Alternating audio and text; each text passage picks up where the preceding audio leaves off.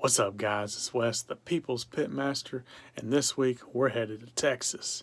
And I don't mean via train, plane, or automobile. We're going via taste buds.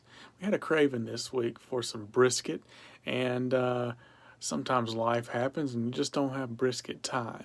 So we did the next best thing, and that was some Texas-style pork ribs. So we grabbed some St. Louis cut ribs, and we used a bold and spicy rub. It's what they kind of call a Dalmatian rub, and we built on top of that. It's the salt and the pepper, and this one was very, very pepper forward. We had some other ingredients too to enhance the color and the flavor, but we'll get into that as we start. Come along now. So today we're doing a little bit more of a Texas style rib, not as much sweetener.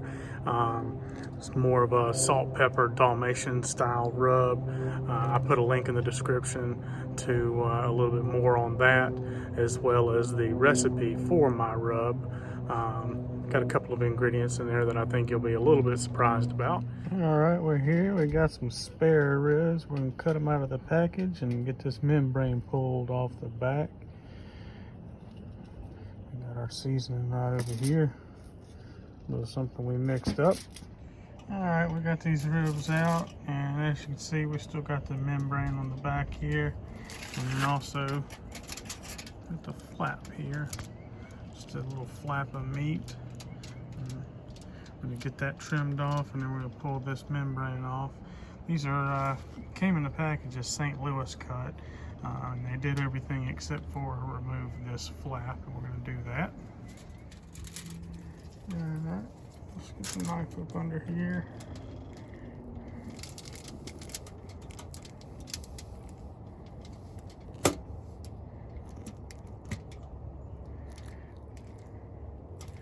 Just like that. And we'll pull this membrane off. So this is the membrane on the back. They also call it silver skin. You can see it through here. And you want to remove it because you can kind of see it makes it difficult to get any seasoning back to the back side of the meat here. But it's this thin silver skin. It's pretty easy. You can get a paper towel and pull it off here. We'll grab one and we'll do that.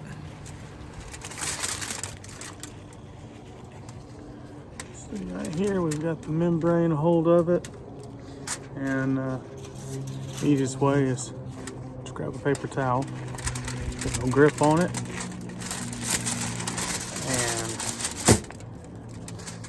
rip it off in one piece. Alright, as you can see, we've got the membrane pulled off there, and we're going to get to seasoning. Today we're using a little bit of an old-fashioned rub. It's more of a Dalmatian blend with a little additives for some color, and we'll show you those when we get there. So this is the rub we're using. It's obviously not all black pepper. Let's see it there. It's a blend. It's salt, pepper, garlic, paprika, Annette powder, and then I've got a sweetener. It's a sugar substitute if you wanted to. That's what I normally do. All right, let's get the seasoning up the back side here. This is that Dalmatian rub. It's pretty heavy with the pepper, the black pepper. It's pretty spicy and bold, like a Texas style. Let's flip this thing over here. This is the front side, and we're going to do the same thing, a nice heavy coat, because we want these to be bold and spicy. This is gonna have kind of almost a brisket color to it when they're done, and boy, they are just absolutely gonna be delicious. You see how thick we got it on there, so we want that nice and thick, and we're just using the juices from the package. There's no binder here, no mustard, no mayonnaise, nothing crazy like that. We're gonna probably serve these with a little bit of a glaze for the ones that can't handle the heat. Let's get them on the pit. We'll get them situated here, and once I get them squared away, I'm going to get my hands washed up, but I kind of like to push them together. That kind of lays the bones pretty close, but it also makes the meat stand up tall on them. And for me, it just makes for a better presentation, especially on the thicker side here, right through here. But we'll get these things on and situated and then let them get a little bit of a smoke bath. We're going to run at about 235. We're going to roll straight through. We're not going to do any wrapping or anything like that. We may spritz a little bit, but that's about it. All right, we're about 2.5 hours in. We'll close it back up and let them get pretty. All right, we are done. I believe we got some pullback. Let's get them off here. All right, you can kind of see where we didn't season. You just got that red from the smoke, that pink smoke ring. And that's the brisket color we were looking for. That's the whole point of this rub we used today, is Texas style. You can kind of see a close-up on the crust there. Let's chop them.